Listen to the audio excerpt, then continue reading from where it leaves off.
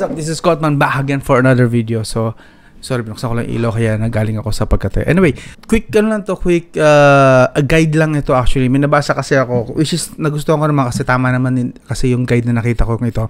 Gizmo China sa panulat ni Liu Wong De-Chuan, September 30 lang po ito na-publish na article ngayong 2023. So, are Snapdragon processors more confusing in 2023? Here's how to pick the best Snapdragon processors in 2023. So, nagustuhan ko tong article na to kasi medyo maganda siyang gawing guide for sa mga hindi masyadong familiar sa Qualcomm Snapdragon naman na mga chipset. So, tapos na tayo sa MediaTek na balahuran na natin ng MediaTek. Ngayon, try naman natin bigyan kayo ng konting guide lang naman sa Snapdragon processors. So, hinati niya rito. Let's make the story short na lang. Meron siyang tier na ranking na binigay. Tier D, tapos sunod Tier C, Tier B, and Tier A. Ang ibig sabihin niya rito is, yung Tier D po ang pinakakulela. Tier D, ito, nakalagay naman Tier D poor rating. So, pinaka-poor na sa performance, overall, thermal, overheating, etc. So, basically, hanggat maaari, kung kaya ng budget nyo, iwasan nyo po itong mga chipset na ito. Okay? Yun yung pinaka gusto kong i-point out sa inyo. Actually, may napanood yata akong video similar nito parang si Pinoy Tech Dad. Maganda rin po yun actually. Maganda rin po yung kanyang guide tungkol dito. Panoorin nyo rin po doon. Iwan ko yung link sa video description in case na, or puntahan nyo na lang sa kanyang channel. Meron din siyang similar na ganitong guide din. But, this one, gagamitin ko na lang muna as reference. Itong gawa ni Li Wong De-Chuan from Gizmo China na article, which is medyo ko na rin ito, sinusubaybayan ko rin to. But, anyway, Tier D, poor rating. So, ang nakalagay, ano mga nakalagay dito na Tier D poor rating? Snapdragon 480? Yes. Actually, katatanong lang, ngayon lang yata. Sa community ko, sa group chat ko sa Facebook, tinatanong kung kamusta daw ang Qualcomm Snapdragon 480. Kamusta daw, ano masasabi namin? Teka, hanapin ko lang, baka sabihin nyo, magawa ko ng kwento. Ito. Sa Tech Topics by Cotman, in case na hindi pa po kayo nakakasali rito, ay encourage na sumali po kayo dito para na nakapag-iwan po kayo ng mga tanong nyo about smartphone and tech, especially tech. Ano masasabi nyo sa Snapdragon 480 5G? So, sinagot ko na ito actually. Weak po yan, poor performance ng QSD 400 series. So, ako na po mismo magsasabi sa inyo, base sa mga test na nagawa ko na before and sa mga nahawakan ko na rin mga smartphone sa shop, Qualcomm Snapdragon 400 series po is iwasan nyo. And yung pinaka-latest na Qualcomm Snapdragon, yung 480 and 480 Plus, is sinasabi ko sa inyo na hindi po talaga siya good for gaming or anything. Even the camera is sobrang baba quality. Pag ano po casual usage lang, like FB watching, YouTube, okay na po ba yan? Okay na yun actually sa akin. Yeah, okay na yun. Kung yun lang pagagamitin yan. Kung the problem with these questions kasi, sinasabi lang natin sa umpisa na for Facebook lang and YouTube. But after a week or two, a month, biglang magrereklamo kesyo hindi daw pwede sa gaming. Pero ang sinabi nung umpisa, for ano lang daw muna talaga, for social media. So hindi ko talaga magawang i-recommend sa inyo lagi na laging yung ito Qualcomm Snapdragon 480, okay na yan. Kasi at some point, baka magbago isip nyo, hindi pala social media lang gusto nyo gawin. Hindi lang pala manood ang gusto nyo gawin. Gusto nyo rin palang mag-games. Gusto nyo rin palang mag-run ng ganitong application na napaka-heavy pala. Gusto nyo palang mag-edit ng videos or something like that. Similar na medyo demanding. So, hindi ko na siya pwede para sa akin kung kaya lang naman ng budget nyo, again, hindi naman natin pinipilit yung budget nyo, but if ever man nakaya lang ng budget no, Qualcomm Snapdragon 400 series, any 400 series, iwasan nyo po. That's sobrang baba po talaga. Iwan ko yung link dito sa video description in case na gusto nyo makuha yung paliwanag bakit. Yung gustong sabihin ng author. But, ito naman yung point of view ko sa sinabi niya, which is kasi sumasang-ayon naman ako sa kanya. It's just meron na lang ako mga personal preferences at experiences na pwede ko rin i-share. Dinadagdag ko ngayon sa sinasabi niya rito. So, dalawa lang ang high performance score nito, kaso nga lang, ang sa GPU niya ay sobrang baba. Iwasan niyo po yung mga Adreno 620 pababa. Tulad dito, Adreno 619, 620, yan po hindi po yan good for gaming. Adreno 619L, pag may L, ibig sabihin low powered po yan sa GPU. Adreno 619, basta below Adreno 620, sobrang weak po niyan sa gaming. Hindi na po yan talagang maaasahan talaga sa gaming. Kasi sobrang late na po nito, nasa Qualcomm, nasa Adreno 650 na yata dapat ang pinakamababa, something like that, or 640. And actually, currently, nasa Adreno 700 sa series na tayo. 700 series. So, the Adreno 620 pababa, sobrang napag-iwanan na po yan, especially sa gaming aspect na ano. So, mga factors na reason niya bakit ito pinili niya is unang-una, na kung papansin niyo, mga Samsung, gawa sa Samsung Node processors to, except dito sa TSMC 6nm na Snapdragon 4 Gen 1 at Snapdragon 695. Kung maalala niyo po, the Qualcomm Snapdragon 695, ito po yung in-overprice pa rin nila hanggang ngayon. May mga smartphone silang nire-release na more than 15,000 pesos kapag merong porket nakalagay lang itong Qualcomm Snapdragon 695. And kung di ako nagkakamali, Qualcomm Snapdragon 695 isang kaya niya lang for video recording is 1080p. So worth 15,000 pataas, 1080p lang, that's hindi po worth it po yun sa pera nyo. Tandaan nyo po yan. So hanggat maaari, iwasan nyo. Although kay TSMC nakalagay rito at mataas yung Antutu score, lagpas ng 400,000, wag po kayong papadala masyado, wag po kayong masyado nagpapapaniwala sa Antutu. Gamitin nyo lang si Antutu as baseline. Pero wag na wag kayong bibili ng smartphone dahil sa Antutu. Ako na po magsabi sa inyo, that's the most stupid thing na magagawa nyo. Kasi napakadali pong i-manipulate ng Antutu score. Na-manipulate po yan. Isang search nyo lang sa Google, try nyo hanapin Antutu score manipulated. Lalabas yung lahat ng makilala yung brand, suspect. Lahat sila, wala pong malinis. So, hanggat maaari, gamitin nyo lang sila as baseline, but do not use this as your main reason para bumili ng smartphone. Itong Antutu score na to. Maganda lang tingnan yung numbers na yan, but in reality, that's manipulated at saka meron silang tinatawag na performance manipulation, yung optimization. Mayroon na akong video about optimization kung paano nila bino-workout yung Antutu score dinadaya para magmukhang yung flagship, ganito kataas yung performance, pero actual na usage, daily usage, dito lang. Parang halimaw yung pinapakita ng Antutu, pero puppy love lang yung totoong nararanasan natin everyday. So, don't use Antutu score again for your main reason as for buying ng mga smartphone. Wag, baseline lang po.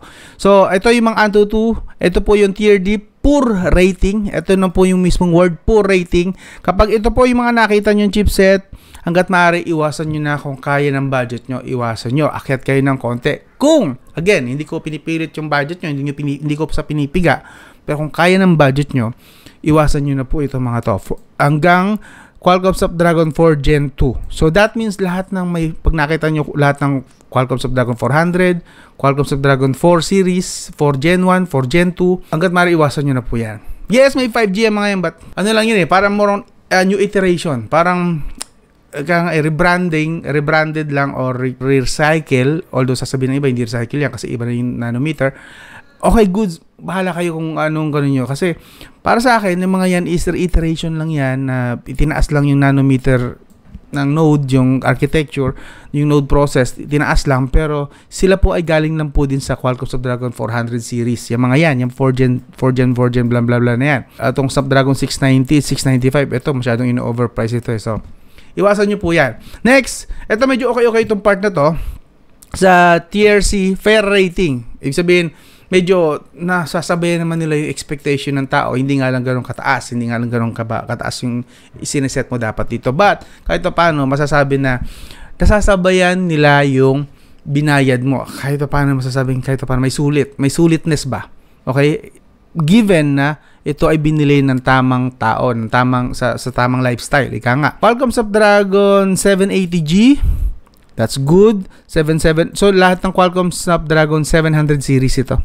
700 series, 7S Gen 2, 6 Gen 1, 888. Yun nga lang, itong 888 na to is gawa ni Samsung. May overheating issue ito. Pero performance-wise, malakas pa rin naman ito. May overheating issue nga lang si 888 series. Ito, 888 and 888 Plus. And then, yung sumunod, yung 8 Gen 1 actually, galing pa rin sa Samsung yan. So, isa lang dito ang TSMC. The Qualcomm Snapdragon 778G. Ito actually maganda ang ang track record ng Qualcomm Snapdragon 778G. Kung di ko nagkakamali, ang pricing ito naglalaro ng 15,000 to 20,000.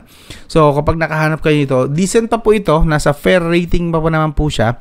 Pero not exactly the best choice. choice. But still, gawa kasi ito ni TSMC, so mas maganda ang ano nito, thermal manipulation or thermal something. Basta itong 700 series na to is goods. Okay? The rest, hindi masyado, especially itong si 888 Plus. Dito kasi medyo overheating. Pero magandang performance ito, is just that overheating prone siya. So, mapapansin nyo rito, sa fair rating, ang Adreno po niya is 640 na pataas. 642L, low powered ito. Adreno 710, ito, mataas na to. Papunta na tayo sa Adreno 700. Adreno 660. So, yung kagaya ng sabi ko kanina, Adreno 620 pababa, kulelat na po yun for performance overall, kahit hindi gaming, kulelat na po yun. Going 640 pataas, medyo okay na ng konti. Nasa tinatawag na tayong fair rating. Okay? And then types dito sa tier B, good rating na talaga is yung Qualcomm Snapdragon 865, 865 Plus, and 870. So, proud to say, owner ako ng Qualcomm Snapdragon 870. This is Lenovo Y700 2022 version. Yeah, luma na po ito, but still proud to say na very reliable po siya, both gaming, entertainment, even editing sometimes. Nag-edit ako rito ng video sometimes sa Qualcomm Snapdragon 870 na chipset na ito. So, solid pa po ito. Actually, ang kinaganda nito, meron siyang 4 na high performance at 4 na efficiency cores. So, that means pwede siyang pang low powered, pero hindi rin siya papahuli pagdating sa performance core. Pag gaming, meron siyang Cortex A77. 4 po yan. Tapos Adreno 650. So, lagpas na ako sa Adreno 640. So, kahit pa paano, lumalaban po ito. Kahit pa paano sa gaming, it's not the best really for gaming right now kasi mas maganda na ngayon yung nasa 700 series. But, I can say na wala pang game naman to na binigo ako. Even the Genshin Impact, solid dito. Farlight, lalo na Farlight, nag-120 FPS ako rito. Base lang. 120 FPS dito sa Lenovo Y700 na tablet. Tapos, akit tayo ngayon sa Tier A, yung excellent rating. So, ito, syempre, pag talaga may budget ka, imbis na bumili ka ng iPhone 15 Pro Series na kulelat, nagsusunog yata at namamaso daw ng mga users at lumubo pa nga yung mga battery recently, iwasan nyo po yung, try mo dito, ito, piliin mo mga Qualcomm na chipset. Qualcomm Snapdragon 7 Plus Gen 2 is so much good talaga. Isa lang ang performance score niya na umahato yata ng 3.2 GHz, pero meron siyang 3 pang performance score na nagbe-baseline yata sa 3 GHz. And then the rest, meron siyang efficiency scores na 4 GHz. So basically, 3 performance score na halimaw plus isang parang overclock version. Isang overclock. So, pang emergency. Pero huwag nyo masyadong asahan to. Ito ang pinaka-naasahan dyan yung 3 Cortex A710 na chipset. Sa Adreno naman, GPU niya 700 series yan. So, talagang malakas kung sa malakas. Lalo na itong 8 Plus Gen 1. Galing ako sa 8 Plus Gen 1. I used Lenovo Y70 sa mga Y70 user dyan. So, alam nyo yan, pagdating sa gaming, solid po si 8 Plus Gen 1. Ito ang bumawi kasi sa reputasyon na 8 Gen 1. Yung 8 Gen 1 kasi gawa ni Samsung. Tapos nag-release si TSMC ng 8 Plus Gen 1 para masalba ang Qualcomm na pangalan. Dito nakabawi-bawi si Qualcomm ulit.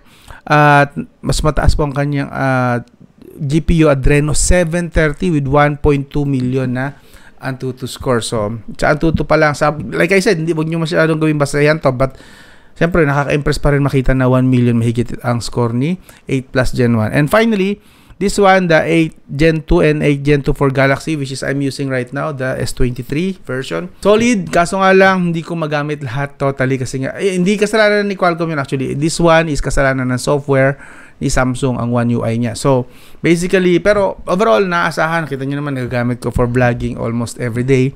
So, solid po. Ito yung mga talagang, kung may pera lang din kayo, ito abangan nyo sa Qualcomm, okay? Sa Qualcomm. Kung interesado naman kayo sa ibang chipset din, MediaTek and so on and so forth, siguro try din natin na bigyan ng video. Alam ko meron na sa MediaTek eh. Pero just in case kung wala, di gagawin ko na rin ng video. Kung gusto nyo lang naman. But this one, ito yung mga abang-abangan nyo. Again, quick recap. Hanggat maaari, iwasan nyo kung kaya ng pera nyo, budget nyo, iwasan nyo ang Tier D o itong Snapdragon 400 series, 765 and 765G, Snapdragon 690 at 695. Actually, medyo napag-iwanan ng 695, although sabihin na natin na okay pa naman. Yun nga lang, masyadong pinipiga ito for overpriced na smartphones. So basically lahat ng Qualcomm Snapdragon 4 na may 4 and then yung mababang 765. Okay? 750G. Kung aakyat kayo ng 700, dito na aakyat kayo, dumiretso na kayo sa 778G.